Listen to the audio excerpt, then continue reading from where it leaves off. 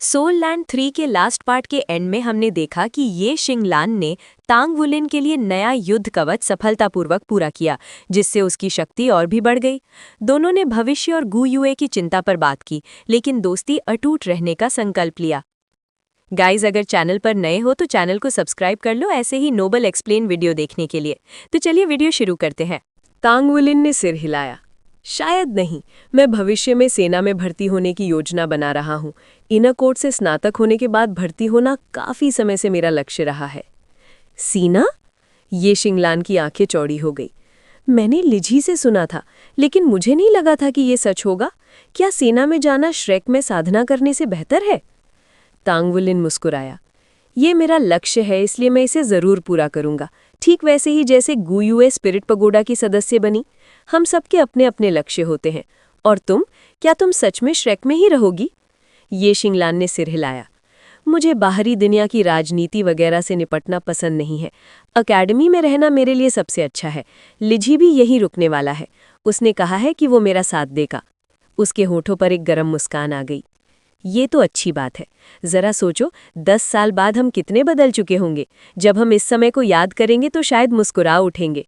ये शिंगलान हंस पड़ी। तुम सही कह रहे हो, शायद ऐसा ही होगा। ठीक है, अब बस है, तुम जा सकते हो, मुझे साधना करनी है। तांग वुलिन ये शिंगलान के कमरे से बाहर निकला और अपने कमरे की ओर बढ़ा।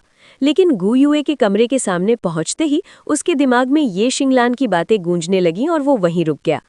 कुछ पल हिचकिचाने के बाद उसने दरवाज़ा खटखटाया। अगले ही पल दरवाज़ा खुला और वो गु युए के सामने खड़ा था। तांग वुलिन अंदर गया और गर्व से बोला, मुझे अपने बैटल आर्मर का दूसरा हिस्सा मिल गया है। अगली बारी शायद तुम्हारी होगी। गु युए हंस पड़ी। कौन जानता है, ये सब इस पर निर्भर करता है कि शिंगलान क्या तय करती है। वैसे भी मैंने सबके दूसरे आर्मर के डिज़ाइन पूरे कर लिए हैं। तांग वुलिन ने औपचारिकता नहीं निभाई और सोफे पर बैठ गया। उसने पास रखे कप से पानी उठाया और कुछ घूंट पी लिए। अरे, वो मेरा कप है, गु युए ने घूरते हुए कहा। ओह, तांग वुलिन बोला, लेकिन मुस्कुराते हुए पीता रहा। अब तो मैं पी ही चुका हूं, बाद में धो लेना। फिर उसने सारा पानी खत्म कर दिया। गु युए ने बाहें मोड़ ली और उसे घूरा, लेकिन वो बस हंसता रहा। मुझे अच्छा लगता है जब तुम ऐसी होती हो। हर समय गुस्सा मत किया करो। हम 15 साल के हो गए हैं, थोड़ा परिपक्व बनो। अगर ऐसे चेहरे बनाती रहीं तो झुर्रियां पड़ जाएंगी। गु युए ने अपनी चप्पल उतारी और उस पर फेंक दी। मैं तुम्हारे चेहरे पर झुर्रियां डाल दूंगी। तांग वुलिन मुस्कुराते हुए चप्पल से बच गया। तुम्हें पता है, मैंने एक गाना सुना था, दुनिया की सबसे बड़ी खुशी तुम्हारे साथ बूढ़ा होना है। गु युए, क्या तुम्हें लगता है कि हम साथ बूढ़े होंगे? गु युए सन्न रह गई। तांग वुलिन उठा, उसके पास गया, एक घुटने पर बैठा और उसकी चप्पल वापस उसके पैर में पहना दी। फिर उसके सिर पर हाथ फेरा। अरे, तुम्हारे बाल तो बिगड़ गए। बदतमीज, गु युए गुस्से से बोली। शुभ रात्रि। तांग वुलिन ने फिर उसके सिर पर थपथपाया और बाहर चला गया। गु युए वहीं खड़ी रही, अपने उलझे हुए जज्बात में डूबी। काफी देर बाद वो मेज के पास गई, वही कप उठाया जिससे तांग वुलिन ने पानी पिया था, उसे भरा और एक ही घूंट में पी गई। सबसे बड़ी खुशी? तुम्हारे साथ बूढ़ा होना? उसकी आंखें नम हो गई। 2 पर 2 मुकाबलों के मंच एक पर एक मुकाबलों की तुलना में कहीं अधिक बड़े थे। पूरे स्टेडियम में ऐसे लगभग 15 बड़े अरीना लगाए गए थे। इसी वजह से एक साथ 15 जोड़ियों के नंबर पुकारे जाते थे और मुकाबलों की सूची एक विशाल सोल स्क्रीन पर दिखाई जाती थी। जैसे ही किसी टीम का समय आता, वे स्क्रीन के पास जाकर देखते कि उनका मुकाबला कब है और उनके प्रतिद्वंद्वी कौन है। तांग वुलिन और गु युए टीम नंबर 116 थे, जबकि उनके बाकी साथी 117 से 119 तक क्रम में थे, क्योंकि उन्होंने एक साथ पंजीकरण किया था। इसी कारण उनके आपस में भिड़ने की संभावना लगभग नहीं के बराबर थी। स्टार लुओ साम्राज्य ने जानबूझकर ऐसा इंतजाम किया था। तांग वुलिन और गु युए के प्रतिद्वंद्वी टीम 69 थे, लेकिन श्रेक अकादमी समूह में सबसे पहले मुकाबला युआनेन येहुई और शिए शिए की टीम का था। बस हमारी शानदार वापसी देखने के लिए तैयार रहो, शिए शिए ने मुट्ठी कसते हुए कहा। युआनेन येहुई ने आंखें घुमाई और उसे आगे धकेलते हुए बोली, जल्दी करो, जीतने के बाद डींगे हाँकना। शिये शिये का युआनिन येहुई के सामने इतना बेबस होना देखकर सभी मुस्कुरा उठे। सब जानते थे कि वो उसे पसंद करता है, लेकिन वो उस पर कभी रहम नहीं करती थी। उनका रिश्ता गर्म और ठंडे के बीच झूलता रहता था, जैसे किसी नाजुक रस्सी पर चलना। ये सोचने पर मजबूर करता था कि क्या वू झांग कोंग ने जानबूझकर दोनों को जोड़ा था। आक्रमण प्रकार और फुर्ती प्रकार की जोड़ी एक क्लासिक संयोजन मानी जाती है। युआनिन येहुई हमेशा की तरह पुरुषों के कपड़ों में आगे बढ़ी और शिये शिये उत्साह से उसके पीछे पीछे चला। युआनिन, लड़ाई की योजना क्या है? शिये शिये ने जोश से पूछा। युआनिन येहुई ने उसे घूर कर देखा। बस मुझे पीछे मत खींचना। शिये शिये चौंक गया। क्या मैं सचमुच इतना कमजोर हूं? हाँ। बातों बातों में वे स्टेडियम में प्रवेश कर चुके थे। इस विशाल स्टेडियम में कदम रखते ही उन्हें अनगिनत निगाहें अपनी ओर तिकती हुई महसूस हुईं। दर्शकों की गगनचुंबी तालियों की लहर उठी, जिससे शिये शिये लगभग घबरा ही गया। कर्मचारियों के मार्गदर्शन में वे अपने मंच तक पहुंचे। उनके प्रतिद्वंद्वी पहले से ही मंच पर मौजूद थे। उनकी तरह सामने वाली टीम में भी एक लड़का और एक लड़की थी। दोनों लगभग 20 वर्ष के लग रहे थे और युआनिन येहुई और शिये शिये की तुलना में अधिक परिपक्व दिखाई दे रहे थे। रेफरी ने घोषणा की, आप जानबूझकर घातक हमले नहीं करेंगे। मैका अनुमत नहीं है। जैसे ही एक पक्ष हार मान ले, दूसरा पक्ष तुरंत हमला रोक देगा और जब मैं परिणाम घोषित कर दूं तो मुकाबला तुरंत समाप्त होगा। इन नियमों से साफ था कि स्टार लुओं में टूर्नामेंट के नियम डुलुओं की तुलना में कहीं ढीले थे, क्योंकि वे चाहते थे कि प्रतियोगी अपनी पूरी शक्ति दिखाएं, भले ही जोखिम अधिक हो। युआनिन येहुई और शिये शिये कंधे से कंधा मिलाकर आगे बढ़े। उनके प्रतिद्वंद्वी भाई बहन जैसे दिख रहे थे और दोनों के चेहरे पर गंभीर भाव थे। युआनिन येहुई ने उसे अनदेखा किया, लेकिन शिये शिये ने धीमे से कहा, लगता है इनकी तालमेल अच्छी है। मैं पूरी कोशिश करूंगा कि तुम्हारा साथ दूं। इस बार युआनिन येहुई ने उसे नहीं टोका और हल्का सा सिर हिला दिया। मुकाबला शुरू हुआ। रेफरी की घोषणा के साथ श्रेक अकेडमी समूह का पहला 2 पर 2 मुकाबला आरंभ हुआ। दोनों प्रतिद्वंद्वियों में से युवक आगे बढ़ा और अपनी मार्शल वूल बुलाई। 4 सोल रिंग प्रकट हुए, 2 पीले और 2 बैंगनी। उसी क्षण उसका कद बढ़कर 3 मीटर का हो गया। मांसपेशियां उभर गई और शरीर पर भूरे पीले रंग के बाल छा गए। भालू प्रकार की मार्शल वूल, ये तो आयरन बैक बेयर होगी। युआनिन येहुई और शिये शिये दोनों ने तुरंत पहचान लिया। पीछे खड़ी लड़की ने भी अपनी मार्शल वूल बुलाई। उसके भी 2 पीले और 2 बैंगनी रिंग थे। उसके बाल लंबे हो गए, आंखें बड़ी हो गईं और पीठ के पीछे एक पूंछ उगाई। आश्चर्यजनक रूप से चारों सोल रिंग उसकी पूंछ के चारों ओर घूम रहे थे। ये कैसी मार्शल वूल है? दोनों चकित रह गए। Iron back bear soul master ने दहाड़ लगाई। उसका पहला सोल रिंग चमका और उसका फर मेटल जैसा चमकने लगा। वो सीधे युआनिन येहुई और शिये शिये की ओर झपटा। शिये शिये तुरंत एक ओर हट गया। उसकी गति भले ही बेहद तेज न थी, लेकिन वो भूत की तरह फिसलते हुए भालू सोल मास्टर के चारों ओर घूम गया। तभी पूंछ वाली लड़की खिलखिलाई। शिये शिये का दिमाग सुन्न हो गया और उसका कदम लड़खड़ा गया। दोनों प्रतिद्वंद्वियों की तालमेल कमाल की थी। जैसे ही शिये शिये लड़खड़ाया, भालू सोल मास्टर बिजली की तेजी से उस पर टूट पड़ा। स्पष्ट था कि पूंछ वाली लड़की एक नियंत्रण प्रकार की सोल मास्टर थी। उसी समय युआनिन येहुई आगे बढ़ी, लेकिन वो इतनी दूर थी कि शिये शिये को बचा नहीं सकती, और वैसे भी उसे बचाने का उसका कोई इरादा नहीं दिखा। भालू सोल मास्टर का कंधा पत्थर की तरह उभर आया और उसने शिये शिये पर जोरदार टक्कर मारी। अजीब बात यह थी कि शिये शिये ने वार ऐसे सह लिया जैसे उसका शरीर हड्डियों से बना ही ना हो। उसी पल उसके 4 सोल रिंग प्रकट हुए और उसने अपनी लाइट ड्रैगन डैगर को उल्टी पकड़ में थाम लिया। उसका चेहरा बर्फ की तरह ठंडा हो गया। भालू सोल मास्टर को अपशगुन का एहसास हुआ। एक झपक में शिये शिये उसके बगल में पहुंच गया और उसकी बगल के नीचे से ऊपर की ओर वार किया। उसकी गति बादल की तरह बहती हुई थी। डैगर का प्रकाश सिमटकर गहरे सुनहरे रंग में बदल गया। कोई आवाज नहीं, कोई सोल स्किल नहीं, लेकिन वार बेहद खतरनाक था। घबराकर भालू सोल मास्टर ने अपनी कोहनी से डैगर पर प्रहार किया। आयरन बैक बेयर की खासियत ही उसका लोहे जैसा शरीर था, लेकिन तभी डैगर गायब हो गया। अगले ही क्षण शिये शिये उसके पीछे था। भालू खुश हो गया। उसकी पीठ सबसे मजबूत थी। उसने पूरी ताकत से पीछे की ओर झटका मारा, लेकिन वो किसी से नहीं टकराया। फिर उसे पसलियों के बीच तेज दर्द महसूस हुआ और वो चिल्ला पड़ा। गर्म दर्द तेजी से उस भालू आत्मा माइस्टर के पूरे शरीर में फैल गया और वो जकड़ गया। दर्शकों की आंखों में ये पूरा आदान प्रदान पल भर में घटित हो गया। केवल वही लोग जो बहुत ध्यान से देख रहे थे शिये शिये की कलापूर्ण तकनीक को देखकर अचंभित रह गए। वो हवा में नाचते धुएं के गुच्छे की तरह फिसलता हुआ इधर उधर खिसक रहा था। एक ही सेकंड में कई बार अपनी स्थिति बदलते हुए भालू आत्मा मास्टर को भ्रमित कर रहा था और उसे वहां वार कर रहा था जहां उसने सबसे कम उम्मीद की थी। वो अंदर बाहर इस तरह आता जाता था जैसे कोई भूत हो। जैसे ही शिए की खंजर भालू आत्मा मास्टर की पसलियों में धसी, वो उछलकर ऊपर गया और उसकी गर्दन के पीछे की ओर काट मारा।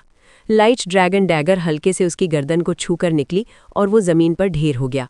उसकी केंद्रीय तंत्रिका प्रणाली में चोट लग चुकी थी, जिससे उसका शरीर पर नियंत्रण तुरंत खत्म हो गया। पूंछ वाली आत्मा मास्टर ये सब देखकर भी प्रतिक्रिया देने में बहुत धीमी थी। उसका पहला आत्मा कौशल स्पिरिट डिस्टर्बेंस था। ये कोई बहुत शक्तिशाली नियंत्रण कौशल नहीं था, लेकिन अपने भाई के साथ मिलकर वो हमेशा प्रभावी रहता था। उसने कभी नहीं सोचा था कि शिए इसे इतनी आसानी से पार कर जाएगा। शिए ने पर्पल डीमन आईज सीखी थी और उसके पास मजबूत आध्यात्मिक शक्ति थी, इसलिए जब उस पर मानसिक हमले हुए तो उसे संभलने में बस एक पल लगा। इसके अलावा वो फुर्तीले प्रकार का था, इसलिए उसकी प्रतिक्रिया गति भी बेहद तेज थी। हवा में एक जोरदार धमाका हुआ जब युआनएन येहुई ने बिना रूपांतरण किए ही अपना दूसरा आत्मा कौशल एयर कैनन प्रयोग किया। हवा का एक विस्फोट पूंछ वाली आत्मा मास्टर की ओर दागा गया।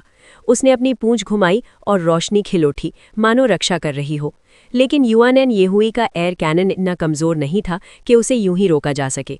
वो रक्षा को भेदते हुए भीतर घुस गया। मुट्ठी के आकार के हवा विस्फोट फटे और पूंछ वाली आत्मा मास्टर हवा में उछलकर दूर गिर पड़ी। वो तुरंत बेहोश हो गई। हालांकि लड़ाई में बहुत कुछ हुआ, लेकिन सब कुछ महज 10 सेकंड के भीतर समाप्त हो गया। 4 रिंग वाले आत्मा मास्टर होने के बावजूद युआनएन येहुई और शिए ने पूरी तरह दबदबा बना लिया। अब स्टार लो साम्राज्य के अनगिनत अधिकारी इस ओर ध्यान दे रहे थे। आम दर्शक भले ही इन दोनों की पृष्ठभूमि ना जानते हों, लेकिन अधिकारी जानते थे। महाराज, श्रेक अकेडमी से आए ये दोनों छात्र असाधारण हैं, सम्राट के पास खड़े एक बुजुर्ग ने कहा। दाई त्यानलिंग ने धीरे से सिर हिलाया। तुम्हें क्या लगता है ये हमारे मॉन्स्टर अकेडमी के छात्रों की तुलना में कैसे हैं? बुजुर्ग ने भौहें सिकोड़ी।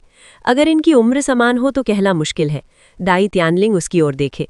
वो उस बुजुर्ग को भली भांति जानते थे। यदि वो इतनी सावधानी से बोल रहा था तो बात निश्चित रूप से गंभीर थी।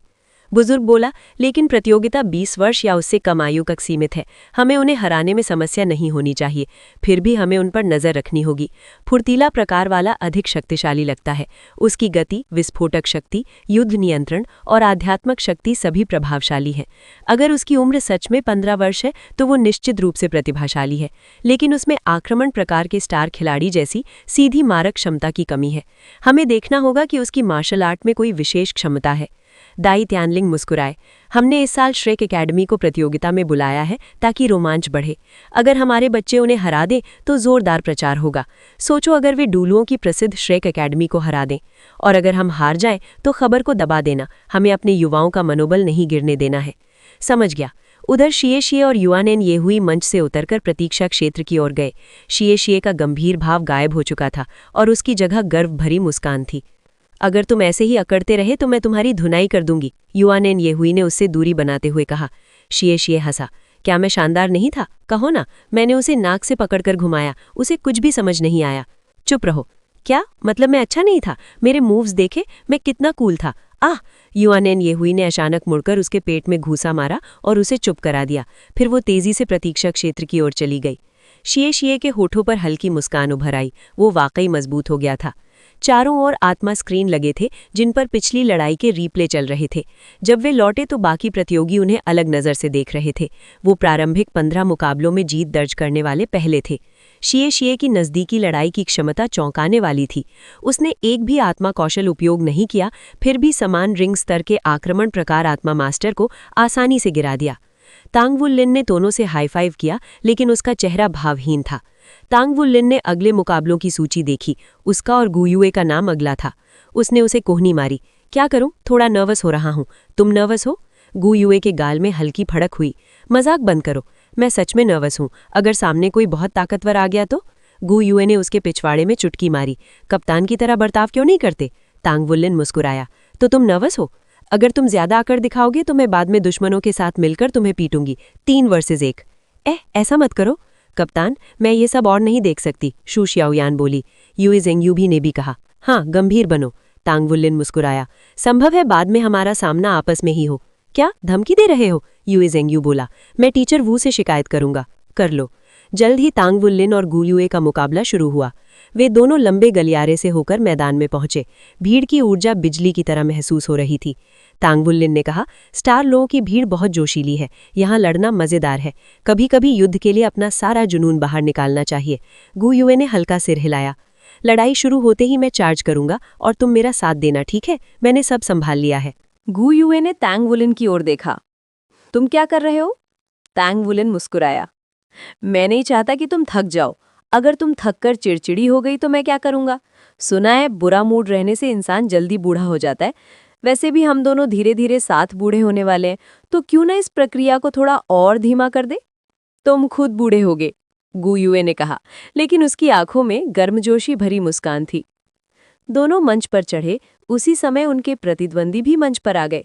मेंग शाओरान हाथ जेब में डाले, सिर थोड़ा तिरछा किए मंच पर आया। तांग वुलिन और गुयुए को देखकर उसके चेहरे पर उपेक्षा और हैरानी साफ झलक रही थी। उसकी नज़र में तांग वुलिन और गुयुए काफी युवा लग रहे थे, 20 साल से कुछ साल कम। 20 से कम उम्र में हर साल की ट्रेनिंग बहुत मायने रखती है। हालांकि यहाँ और भी कम उम्र के प्रतियोगी थे, लेकिन ज्यादातर सिर्फ अनुभव लेने आए थे। मेंग शाओरान खुद भी कम उम्र में इसी वजह से टूर्नामेंट में हिस्सा ले चुका था। इसीलिए वो दोनों को हल्के में ले रहा था और उसे लग रहा था कि ये एक आसान जीत होगी। मेंग शाओरान ने अपनी साथी की ओर देखा। इसे 1 मिनट में निपटा देते हैं।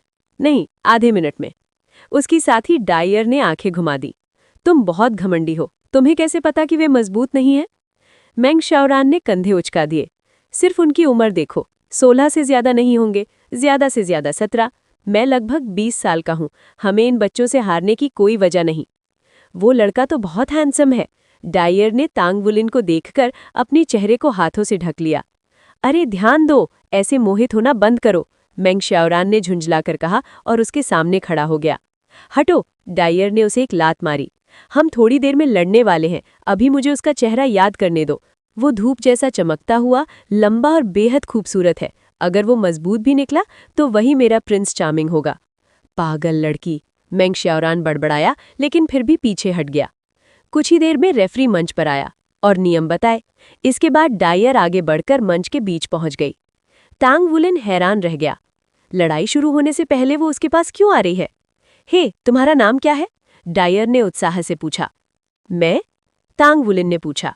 हाँ, तुम। नाम क्या है छोटे भाई? उम्र कितनी है? कोई गर्लफ्रेंड है? रेफरी ने सख्ती से कहा। अपनी जगह जाओ, ये टूर्नामेंट है, शादी का मंच नहीं। ठीक है, लेकिन जल्दी बताओ ना, हैंडसम बॉय, नाम क्या है? तांग वुलिन मुस्कुराया। अगर तुम जीत गई तब बताऊंगा। वाह, तुम्हारी मुस्कान तो चमकदार है। रेफरी ने आंखें तड़ेरी।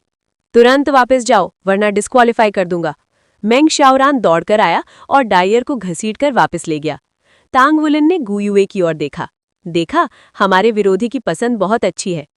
गुयुए ने ठंडी नजर से कहा, तुम्हारे पास 1 मिनट है। अगर तब तक निपटा नहीं पाए तो मैं उतरूंगी और तुम उसे अपना नाम नहीं बताओगे। समझ गया बॉस, तांग वुलिन हंसा। रेफरी ने घोषणा की, मैच शुरू। मेंग शाओरान तुरंत आगे बढ़ा। उसकी पीठ से पंख निकले और 4 सोल रिंग चमक उठी, 2 पीली, 2 बैंगनी। तांग वुलिन के चारों ओर 2 सुनहरे सोल रिंग प्रकट हुए। उसका शरीर सुनहरे तराजुओं से ढक गया। सुनहरे सोल रिंग्स कितने कूल है, डायर चिल्लाई। तांग वुलिन ने सामने आई आग और बर्फ की आत्मा चिड़ियों को अपने नाखूनों से चीर दिया और सीधा मेंग शाओरान की ओर झपट पड़ा। मेंग शाओरान ने 2 पीले पंख जमीन पर फेंके, 2 भूरे रंग की मुर्गियां उस पर झपट पड़ी। तांग वुलिन ने जमीन पर पैर मारा और उनके बीच से निकल गया। डायर, मेंग शाओरान चिल्लाया। मैं आ रही हूं हैंडसम। गुलाबी धुंध फैल गई। जोरदार धमाके के साथ मेंग शाओरान उड़कर दूर जा गिरा और बेहोश हो गया। डायर स्तब्ध रह गई। उसका जहर काम नहीं आया था, फिर भी तांग वुलिन ने उसके साथी को हरा दिया। तांग वुलिन का शरीर अब पहले से कहीं ज्यादा मजबूत हो चुका था। समुद्र के नीचे 2 महीने की कठोर तैयारी और बॉडी सेक्ट की तकनीकों ने उसकी सहनशीलता को अत्यधिक बढ़ा दिया था। डियर द्वारा बुलाया गया जहरीला कोहरा विशेष रूप से अत्यधिक विषैला नहीं था। इसका मुख्य उद्देश्य प्रभावित लोगों को बेहोशी की हालत में डालकर निष्क्रिय करना था। तांग वुलिन ने उस जहरीले कोहरे का पूरा प्रहार झेला था, लेकिन उसका मजबूत शरीर होने के कारण उस पर इसका प्रभाव नगण्य रहा। तांग वुलिन ने अपना दाहिना पैर जमीन पर जोर से पटका और एक दहाड़ गूंज उठी। जमीन से प्रेत ड्रैगन निकल पड़े और डियर की ओर झपट पड़े। वाह! डियर चिल्लाई। अपने तितली जैसे पंख फड़फड़ाकर वो हवा में उड़ गई, लेकिन आठों प्रेत ड्रैगन पहले ही उसके चारों ओर घूमते हुए उसे जमीन की ओर खींचने लगे। Golden dragon shakes the earth केवल स्तब्ध करने वाला ही नहीं था, बल्कि लक्ष्य को जमीन की ओर खींचने का प्रभाव भी रखता था। स्कारलेट ड्रैगन डुलुओ ने ये तकनीक मूल रूप से उड़ने वाले आत्मा गुरुओं से निपटने के लिए बनाई थी। अपने शिखर स्तर पर यह हवा में 1000 मीटर तक ऊंचाई पर उड़ रहे आत्मा गुरुओं को भी जमीन पर गिरा सकता था। डियर का शरीर काफी मजबूत था, लेकिन वो golden dragon shakes the earth की शक्ति से तुलना नहीं कर सकती थी। चाहे वो जितना भी संघर्ष करे, अंततः उसे जमीन पर गिरना पड़ा। जैसे ही वो जमीन पर उतरी, उसकी आत्मा वलय चमक उठी और उसके पंख 3 गुना बड़े हो गए। उसने अपने चारों ओर पहले से कहीं अधिक शक्तिशाली जहरीला कोहरा फैला दिया। टांग वुलेन आगे बढ़ा और कोहरे को चीरते हुए उसके पंखों पर हमला किया। उसके पंजे जैसे ही पंखों से टकराए, चिंगारियां फूट पड़ी, लेकिन अगले ही पल टांग वुलेन ने उसे मजबूती से पकड़ लिया।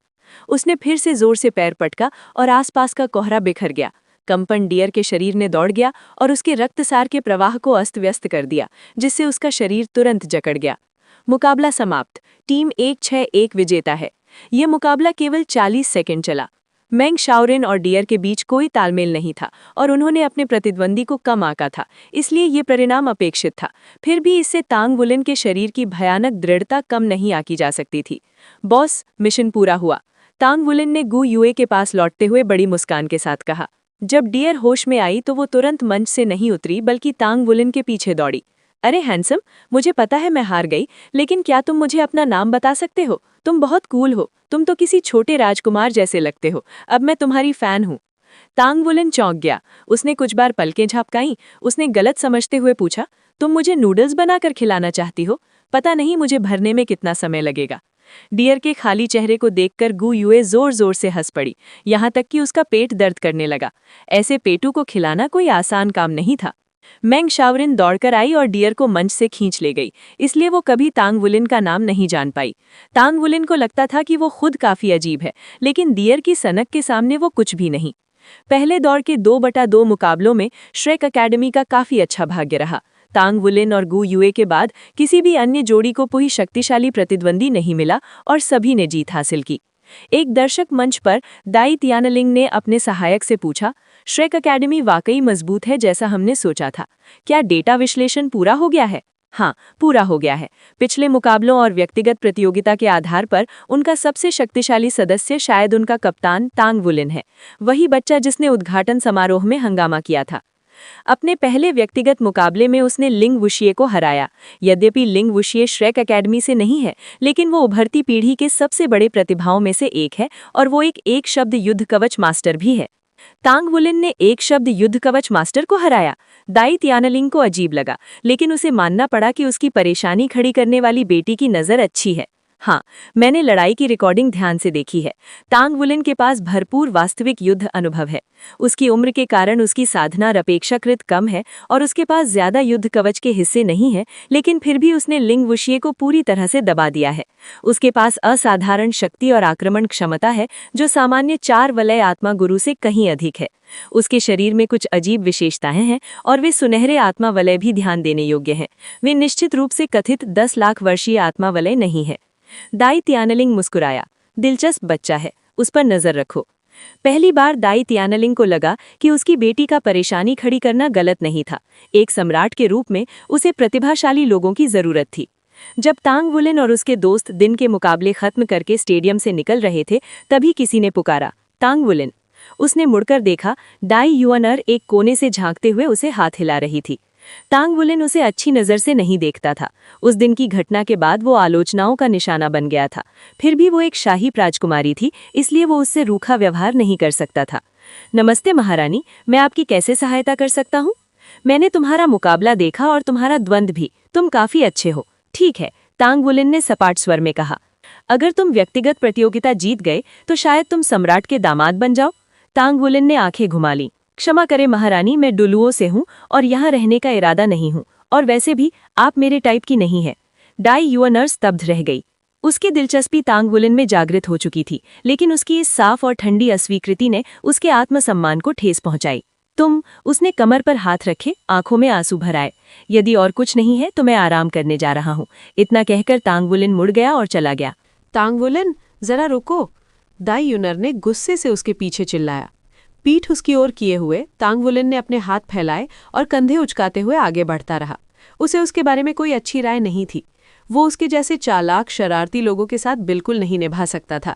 इसके अलावा वो स्टार लोआ साम्राज्य का नागरिक भी नहीं था, इसलिए शाही परिवार के प्रति उसमें कोई निष्ठा नहीं थी। दाई यूनर गुस्से से कांपती हुई उसे जाते हुए देखती रही। उसकी छाती तेजी से ऊपर नीचे हो रही थी। तुम बस इंतजार करो, ये कहते हुए वो मुड़ी और सीधे शाही महल की ओर दौड़ पड़ी। दाई यूनर आज चुपके से महल से बाहर निकली थी, इसलिए वापसी में भी उसे किसी ने नहीं रोका।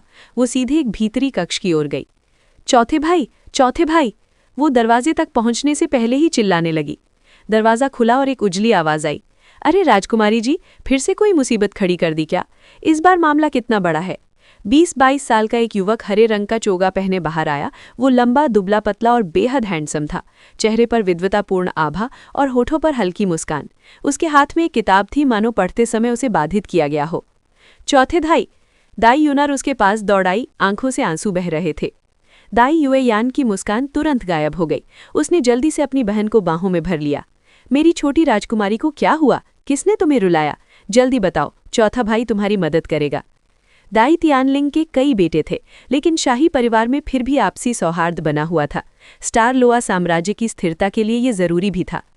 हजारों साल पहले जब स्टार लोआ साम्राज्य अभी भी डुलो महाद्वीप पर था, तब सम्राट के पुत्रों के बीच उत्तराधिकार के लिए जीवन मरण का संघर्ष होता था। जो सबसे शक्तिशाली होता था वही अग्रय सम्राट बनता था।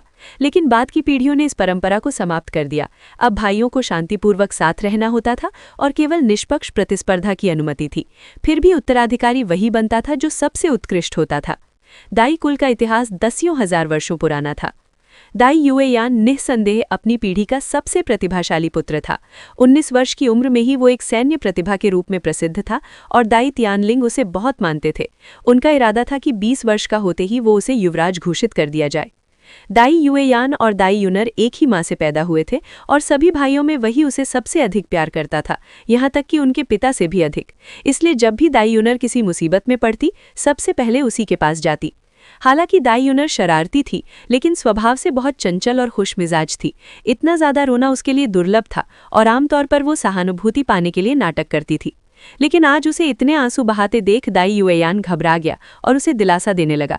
फिर भी वो कुछ नहीं बोली, बस उसके सीने में मुंह छिपाकर सिसकती रही और पैर पटकती रही। मत रो मेरी अच्छी बहन, बताओ क्या हुआ? चौथा भाई जरूर तुम्हारी मदद करेगा। क्या तुमने कोई गलती की? क्या पिता ने तुम्हें दंड दिया? उसे अच्छी तरह पता था कि उनके पिता उसे कितना लाड करते थे। दाई तियानलिंग कभी भी उसे कठोर सजा देने का मन नहीं बना पाते थे। पिता ने नहीं, किसी और ने। चौथे भाई, आप जानते हैं ना, डुलुओ से आया राजनयिक दल श्रेक अकेडमी का एक लड़का बहुत बुरा है। उसका नाम तांग वुलिन है। उसने मुझे परेशान किया। Shrek academy? दाई युएयान का दिल जोर से धड़क उठा। हाँ, उसी दिन जब स्वागत भोज हुआ था, मैंने उससे नृत्य करने को कहा था, दोस्ती की तौर पर, लेकिन उसने जानबूझकर मेरे पैरों पर पैर रख दिया। लेकिन तुमने तो कहा था कि तुम उसे अपना मंगेतर चुनकर बाकी सबको जलाना चाहती हो, दाई युएयान ने पूछा। मैं सच में उसे मंगेतर नहीं बनाना चाहती थी, बस मजाक कर रही थी। लेकिन वो बहुत मजबूत निकला। वो महाद्वीपीय युवा एलीट टूर्नामेंट में हिस्सा ले रहा है और 2 मुकाबले जीत भी चुका है। वो बहुत घमंडी है। आज स्टेडियम में मिला और बोला कि मैं उसके लायक नहीं हूँ। उसने यहाँ तक कहा कि स्टार लोआ के आत्मा मास्टर कमजोर है। चौथे भाई, मेरी तरफ से बदला लो। दाई युएयान भौहे सिकोड़ते हुए सुन रहा था। उसे पता था कि उसकी बहन कहानी में काफी बढ़ा चढ़ाकर बोल रही है, लेकिन ये तय था कि तांग वुलिन ने उसे किसी न किसी तरह से नाराज जरूर किया था। मेरी बहन किसी विदेशी के लायक नहीं, ये बर्दाश्त नहीं होगा। दाई युएयान की आंखों में गुस्सा चमक उठा। यूनर, चिंता मत करो, जब हमारी टीम उनसे भिड़ेगी, हम उन्हें दिखा देंगे कि हम कितने मजबूत हैं। तांग वुलिन को पता भी नहीं था कि उसने एक और मुसीबत मोल ले ली थी। होटल लौटकर वो सीधे अपने कमरे में गया और ध्यान लगाने बैठ गया। अचानक उसकी जेब से एक बैज निकला। वो हल्की भैरी रोशनी से चमक रहा था और उस पर एक तीर का निशान उभरा था। ये तांग संप्रदाय के बैटल हॉल से आया आपात संकेत था। तांग वुलिन ने अपनी बैटल हॉल की वर्दी पहनी, सफेद मुखौटा लगाया, हुड नीचे खींचा और बाहर दौड़ पड़ा, उसी दिशा में जहां तीर इशारा कर रहा था। ये पहला मौका था जब उसे ऐसा संकेत मिला था। वो हैरान था, शहर में ही मुख्यालय होने के बावजूद कोई एजेंट खतरे में कैसे पड़ सकता है। कुछ ही देर में वो वहां पहुंच गया और सामने तांग संप्रदाय का विशाल भवन देखकर स्तब्ध रह गया। संकट संकेत तांग संप्रदाय के भीतर से आ रहा था। अच्छा, अब हमारे पास पर्याप्त लोग हैं, ब्लैक क्लास एजेंट ने कहा। फिर अपना दायां हाथ उठाकर अपने काले बैज पर लगा बटन दबा दिया। तुरंत ही संकट संकेत बंद हो गया। वही मदद के लिए कॉल भेजने वाला था।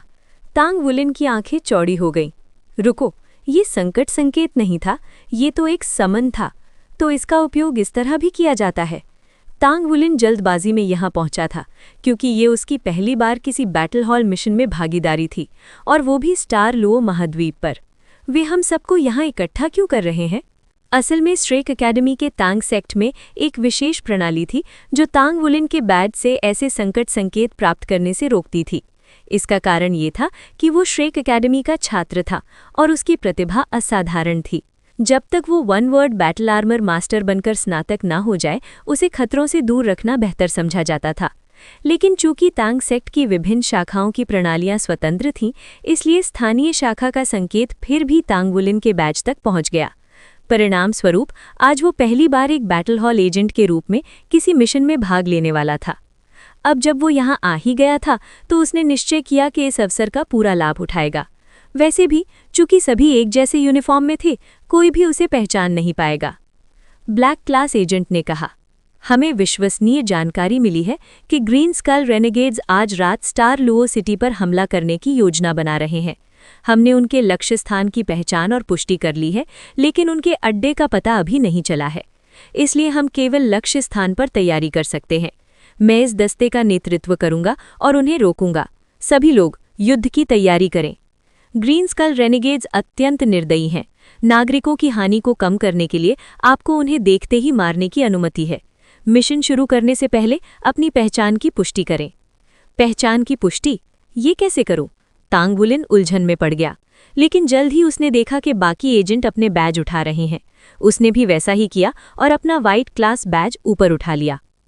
ब्लैक क्लास एजेंट का बैज तांग वुलिन के बैज से कहीं बड़ा था और उसमें अतिरिक्त कार्यक्षमताएं प्रतीत हो रही थीं। उसके बैज से एक काली रोशनी निकली और सभी व्हाइट बैजों पर पड़ी। जवाब में बैज तारों की तरह कई रंगों में चमक उठे। उनमें 4 बैज बैंगनी रंग में तेजी से चमक रहे थे, 12 पीले रंग में और शेष सफ़ेद थे। ब्लैक क्लास एजेंट को छोड़कर कुल 30 एजेंट मौजूद थे, 4 पर्पल क्लास, 12 येलो क्लास और 14 व्हाइट क्लास। बैटल हॉल के नियमों के अनुसार ब्लैक क्लास एजेंट कम से कम 3 वर्ड बैटल आर्मर मास्टर होते हैं, purple class 2 word, yellow class 1 word और व्हाइट क्लास एजेंटों के पास कम से कम 4 सोल रिंग, 1 बैटल आर्मर का हिस्सा और उच्च स्तर तक पहुंचने की क्षमता होनी चाहिए। इतने कम समय में इतने शक्तिशाली लोग इकट्ठा हो गए थे। तांग वुलिन तांग सेक्ट की शक्ति से प्रभावित हुए बिना नहीं रह सका। चलो, रास्ते में योजना के विवरण पर चर्चा करेंगे, ब्लैक क्लास एजेंट ने कहा। उसने हाथ हिलाकर एक स्लाइडिंग दरवाज़ा खोला और आगे बढ़ गया। बाकी एजेंट चुपचाप उसके पीछे हो लिए। दरवाजे के बाहर एक लिफ्ट थी, जिससे वे सभी एक अज्ञात गहराई तक नीचे गए। तांग वुलिन भी आज्ञाकारी रूप से पीछे चलता रहा। जल्द ही वे 3 समान सोल बसों के सामने थे, जिनकी काली खिड़कियां अंदर का दृश्य छिपा रही थीं। तांग वुलिन भी एक बस में चढ़ गया। उस बस में एक पर्पल क्लास एजेंट और बाकी सभी व्हाइट क्लास एजेंट थे। सभी के बैठ जाने के बाद पर्पल क्लास एजेंट ने सबको छोटे पैकेट बांटे और कहा, इस संचार उपकरण को अपने कान में लगाएं, हमेशा संपर्क में रहें। पैकेट में इस मिशन के लिए आपका कोड नंबर और डिजिटल नक्शा भी है, जिसमें आपके जिम्मे का क्षेत्र दिखाया गया है। यदि सहायता चाहिए तो अपना नंबर और स्थिति बताएं। ग्रीन स्कल रेनेगेड्स इस बार निश्चित रूप से सोल बम का उपयोग करेंगे, इसलिए खतरा अधिक है। यदि किसी बम का पता चले, तुरंत रिपोर्ट करें। जब तक आपको पूरा विश्वास न हो, उसे नष्ट करने की कोशिश न करें, समझे? जी सर, सभी व्हाइट क्लास एजेंटों ने एक साथ कहा। तांग वुलिन की प्रतिक्रिया थोड़ी देर से आई। पर्पल क्लास एजेंट ने उसकी ओर देखा। व्हाइट 3, कुछ कहना है? नहीं, तांग वुलिन ने तुरंत उत्तर दिया। हालांकि उसकी आवाज़ से उसकी कम उम्र झलक रही थी, लेकिन एजेंट को कोई आपत्ति नहीं थी। तांग सेक्ट में उम्र से अधिक क्षमता को महत्व दिया जाता था। क्या ये तुम्हारा पहला मिशन है? पर्पल 1 ने पूछा। हाँ, तांग वुलिन ने संकोच से कहा। घबराओ मत, मुख्य काम येलो क्लास और उससे ऊपर के एजेंट करेंगे। तुम लोग केवल परिधि की सुरक्षा करो। अगर कोई बड़ी समस्या हो, तुरंत मदद मांगो। समझ गया, तांग वुलिन ने कहा। उसकी घबराहट कम हो गई और उत्साह बढ़ गया। तांग वुलिन ग्रीन स्कल रेनेगेड से नफरत करता था। स्टार लुओ पहुंचने के थोड़े समय बाद ही उन्होंने उसकी ट्रेन पर हमला किया था। अब बदला लेने का मौका था। बसें साइड रोड पर रुकीं। सभी एजेंट तेजी से अपने अपने स्थानों पर फैल गए। शाम होने तक अभी कुछ घंटे थे। तांग वुलिन अपने निर्धारित क्षेत्र में जाकर एक अंधेरे कोने में छिप गया और निगरानी करने लगा। लक्ष्य एक थिएटर था जहां रात को हजारों दर्शकों का शो होना था। अगर हमला सफल होता तो भारी जानमाल की हानि होती। व्हाइट 1 पोजीशन में, ईयरपीस से आवाज आई। तांग वुलिन ने भी रिपोर्ट किया, व्हाइट 3 पोजीशन में। डिजिटल नक्शे पर उसने देखा कि सभी एजेंट अपनी जगह पर थे। अब बस इंतजार था ग्रीन स्कल रेनिगेड्स के हमले का। तांग वुलिन कभी भी अधीर व्यक्ति नहीं था। वो एक अंधेरे कोने में बैठ गया और चुपचाप मिस्टीरियस हेवन मेथड का अभ्यास करने लगा, अपने चारों ओर होने वाले सूक्ष्म परिवर्तनों को महसूस करते हुए और रात होने की प्रतीक्षा करने लगा। उन्हें मिली जानकारी के अनुसार ग्रीन स्कल रेनेगेड्स पहले से ही थिएटर में कुछ व्यवस्थाएं कर चुके थे, लेकिन उनकी पूरी योजना किसी को नहीं पता थी। धीरे धीरे अंधेरा घिराया, रात उतर चुकी थी। Star Luo city star Luo साम्राज्य की राजधानी होने के साथ साथ उसका सबसे बड़ा शहर भी था। रात के समय सड़कें चमकदार रोशनी से जगमगाती थीं और लोगों की भीड़ से भरी रहती थीं। स्टार थिएटर एक मध्यम आकार का थिएटर था जहां प्रतिदिन कुछ नाटक प्रस्तुत किए जाते थे, जिनमें मुख्यतः ऐतिहासिक नाटक होते थे। स्टार लुओ साम्राज्य का इतिहास 2 भागों में बटा हुआ था, डू लुओ महाद्वीप का इतिहास और स्टार लुओ महाद्वीप का इतिहास। दूसरा भाग तब शुरू हुआ था जब लोग स्टार लुओ महाद्वीप पहुंचे थे। भले ही प्रदर्शन शुरू होने में अभी समय था, फिर भी थिएटर में तैयारियां जोरों पर थीं। स्टार थिएटर के पहले बेसमेंट में एक मैनहोल कवर को चुपचाप हटाया गया और उसके बाद कई काले साए बाहर निकले। योजना याद रखना, एक धीमी आवाज गूंजी और फिर वे काली आकृतियां तेजी से अलग अलग दिशाओं में फैल गईं। थिएटर के अंदर एक काले टक्सीडो में सजा एक सुंदर मध्यम आयु व्यक्ति अपने हाथ में स्क्रिप्ट देख रहा था। उसने हल्का सा भौहें चढ़ाईं और आंखें संकरी करते हुए खड़ा हो गया। सभी एजेंट ध्यान दें, वे आ चुके हैं पहले बेसमेंट में, चलो खेल शुरू करें। स्टार थिएटर का बेसमेंट बेहद जटिल था। पूरे थिएटर को सहारा देने वाले कंक्रीट के स्तंभ हर जगह फैले हुए थे। इस समय वे काली आकृतियां इन स्तंभों की ओर दौड़ रही थीं और उन पर गोल आत्मा बम चिपका रही थीं। उसी समय नकाबमश एजेंट अंधेरे में चुपचाप बेसमेंट की ओर बढ़ रहे थे। तांग वुलिन ने अपने ईयरपीस में आदेश सुना और खड़ा हो गया, प्रतीक्षा करने लगा। भले ही वो असली लड़ाई वाले क्षेत्र में जाना चाहता था, फिर भी उसने आदेश का पालन किया और वहीं रुका रहा, क्योंकि वो जानता था कि वो अभी उतना शक्तिशाली नहीं है। यदि उसके पास 1 वर्ड बैटल आर्मर होता तो उसकी युद्ध क्षमता और जीवित रहने की संभावना दोनों बहुत बढ़ जाती और वो कहीं अधिक सुरक्षित होता। ब्लैक 1 ने आदेश देने के बाद तांग वुलिन का ईयरपीस शांत हो गया। अब उसके पास इंतजार करने के अलावा कोई विकल्प नहीं था। दर्शक धीरे धीरे थिएटर में प्रवेश करने लगे। आज का नाटक बेहद रोचक था और स्टार थिएटर के सबसे लोकप्रिय नाटकों में से एक था, स्पिरिट आइस डू लुओ हुआ you how versus black dragon king. Spirit ice do Luo ने अकेले ही दुश्मनों को स्टार लुओ साम्राज्य पर आक्रमण करने से रोका था। वो स्टार लुओ महाद्वीप का सबसे पूजनीय व्यक्ति था। यहाँ उसकी प्रतिष्ठा डू लुओ महाद्वीप से भी अधिक थी। मंच पर कुछ वार्म अप कार्यक्रम पहले ही शुरू हो चुके थे। ऊपर बैठे दर्शकों को जरा भी अंदाजा नहीं था कि उनके पैरों के नीचे एक भयंकर लड़ाई चल रही है। तांग वुलिन के ईयरपीस से लगातार आवाजें आने लगी। एक दुश्मन ढेर, एक बम निष्क्रिय, दुश्मनों की संख्या अज्ञात, 3 ढेर, क्षेत्र 4 में 4 बम, सहायता चाहिए। ये पर्पल 1 है, उन्होंने हमें ढूंढ लिया है, जल्दी करो, पूरी ताकत से हमला करो, पहले बम निष्क्रिय करो। बहुत बढ़िया, सतर्क रहो, वे हताश होकर कुछ भी कर सकते हैं। अच्छा काम, धन्यवाद येलो 6, क्षेत्र 6 को घेर लो। इन आवाजों को सुनकर तांग वुलिन मुश्किल से अपनी लड़ने की इच्छा को दबा पा रहा था। वो समझ सकता था कि लड़ाई बेहद भीषण हो रही है। ये पर्पल 1 है, कुछ दुश्मन भाग निकले हैं, पहले बम निष्क्रिय करो, बाहर मौजूद सभी व्हाइट क्लास एजेंट सतर्क रहें, संभव हो तो उन्हें मार गिराओ, मुझे सूचित करते रहो। तांग वुलिन की आंखों में चमक आ गई। उसके शरीर से सुनहरी रोशनी फूट पड़ी जब उसने गोल्डन ड्रैगन बॉडी सक्रिय की। उसके दाहिने हाथ और कंधे पर 2 आर्मर के टुकड़े चढ़ गए और वो सीधे अपने सबसे शक्तिशाली रूप में पहुंच गया। अभी वो पूरी तरह तैयार ही हो रहा था कि एक काली आकृति दीवार की चोटी पर कूद पड़ी। इन बैटल हॉल के मजखरों को धिक्कार है, वो व्यक्ति गुस्से से चिल्लाया। 7th ग्रेड का सोल बम तैयार करो, इन सबको यहीं दफना दो। 7th ग्रेड का सोल बम? तांग वुलिन चौंक गया। वो इस हथियार की विनाशकारी शक्ति को अच्छी तरह जानता था।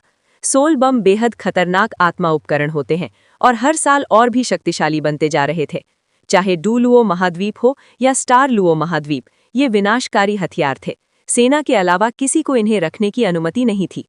इनका निर्माण महंगा था, लेकिन उनकी शक्ति कीमत के लायक थी। तांग वुलिन को कभी उम्मीद नहीं थी कि ग्रीन स्कल रेनेगेड्स ऐसा बम शहर में घुसाने में सफल हो जाएंगे।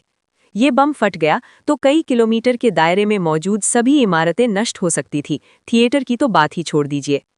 तांग वुलिन को ये नहीं पता था कि स्टार थिएटर पर हमला ग्रीन स्कल रेनेगेड्स की योजना का केवल एक हिस्सा था। 7th ग्रेड सोल बम को स्टार लुओ सिटी में लाना बेहद कठिन था। उन्होंने इसे अलग अलग हिस्सों में तोड़कर तस्करी से अंदर पहुंचाया था। जांच से बचने के लिए उन्होंने हर संभव उपाय किए, फिर भी इसमें उन्हें बहुत समय लगा। इससे उनकी कट्टरता का पता चलता है। असल में ये बम कॉन्टिनेंटल यंग एलीट टूर्नामेंट के राउंड रॉबिन मुकाबलों के लिए बचाकर रखा गया था, जहां साम्राज्य के सभी युवा प्रतिभाशाली योद्धा एकत्र होते। उनका लक्ष्य स्टार लुओ साम्राज्य की युवा पीढ़ी को नष्ट करना था, लेकिन अब उनकी योजना विफल हो चुकी थी। उनके नेता के कई लोग मारे जा चुके थे और वो बुरी तरह क्रोधित था। उसे पता था कि बैटल हॉल की मौजूदगी में ये बम टूर्नामेंट में कभी नहीं फट पाएगा, इसलिए उसने इसे यहीं विस्फोट करने का फैसला किया। वो ब्लैक क्लास एजेंट शायद विस्फोट से बच सकता था, लेकिन बाकी एजेंटों के लिए ये असंभव था। वे या तो मारे जाते या मलबे में दब जाते। तांग संघ और स्टार लुओ साम्राज्य के बीच घनिष्ठ संबंध थे, इसलिए यदि ग्रीन स्कल रेनेगेड्स तांग संघ को कमजोर कर पाते तो ये ऑपरेशन पूरी तरह असफल नहीं माना जाता। दीवार की चोटी पर अब 4 लोग खड़े थे। उनका नेता गहरे हरे रंग का चोंडा पहने हुए था और रोशनी की एक चमक के साथ उसके हाथ में 1 मीटर लंबा बम प्रकट हुआ। तांग वुलिन की खोपड़ी में झंझनाहट दौड़ गई। बम का खोल जादुई आकृतियों से भरा हुआ था और उससे एक डरावना उदास आभास निकल रहा था। उसे ऐसा लग रहा था जैसे वो किसी भी पल मिट सकता है। ये पहली बार था जब उसने इतने उच्च स्तर का सोल बम देखा था। क्या करूं? एक व्यक्ति बम को अपने कंधे पर उठाए हुए था। उसने गहरे बैंगनी रंग का बैटल आर्मर पहना हुआ था और उसके चारों ओर 7 सोल रिंग घूम रही थीं। उसके आर्मर से साफ पता चल रहा था कि वो एक 2 वर्ड बैटल आर्मर मास्टर है। उसके 2 साथी बम के लिए बेस तैयार कर रहे थे। बिना बेस के इसे दागना आसान नहीं था, क्योंकि वे स्वयं विस्फोट की चपेट में आ सकते थे, जो उनके लिए घातक होता। क्या मुझे उन्हें रोकना चाहिए? तांग वुलिन जानता था कि भले ही वो कोशिश करे, वो उन्हें रोक नहीं सकता। वे सभी बैटल आर्मर मास्टर थे। उसके पास उनके खिलाफ कोई मौका नहीं था।